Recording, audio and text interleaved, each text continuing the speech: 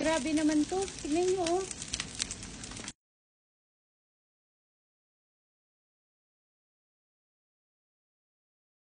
Ayan, good morning amazing people. Kahapon gumawa ako ng disaster. Pero madali lang yan. Inisprayhan ko pala to ng overnight. This is not sponsored. Yan. Naumpisan ko na. Naumpisan ko na rin sa loob. Inisprayhan ko yan all over. Tapos yan. Mamaya, pakita ko sa inyo. Kung paano siya maging malinis. Ayan.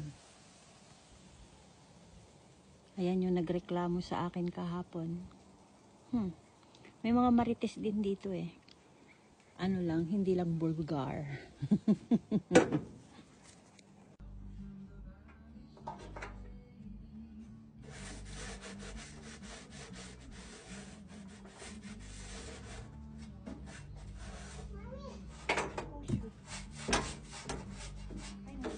Good day, amazing people. Kahapon literal talaga na sunog, as in sunog. Ayan.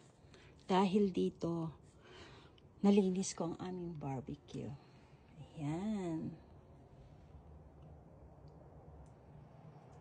Malinis na siya. Hindi man matanggal yung mga iba na to kasi 3 years na namin itong ginagamit. So, okay lang.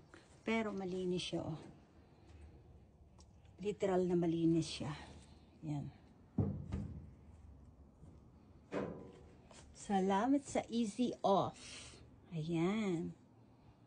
Nispray ko lang siya overnight. Then, ngayon ko nilinis. Ayan.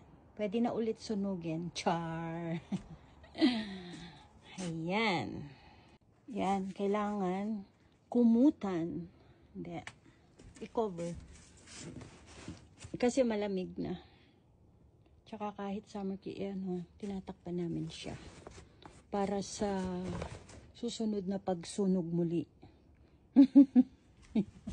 Para at least malinis siya pag sinunog ko ulit. Ayan. Okay na.